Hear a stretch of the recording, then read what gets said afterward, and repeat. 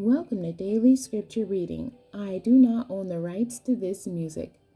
In Him our identity, the definition of identity, the fact of being who or what a person or thing is, can mean the name, the specification, the identification, the recognition, the naming, the pinpointing, placing, discerning, distinguishing, singling out, picking out, a close similarity or affinity to, sameness, oneness, likeness, uniformity, similarity, closeness, accordance, alignment, symmetry, identicalness, self-sameness, alikeness, can also mean qualities, beliefs, personality traits, appearance and or expressions that characterize a person or a group.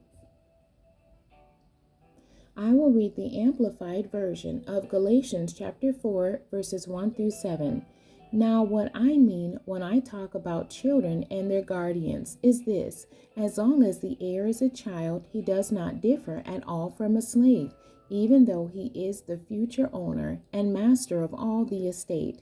But he is under the authority of guardians and household administrators or managers until the date set by his father, when he is of the legal age. So also we, whether Jews or Gentiles, when we were children, spiritually immature, were kept like slaves under the elementary, man-made religious or philosophical teachings of the world.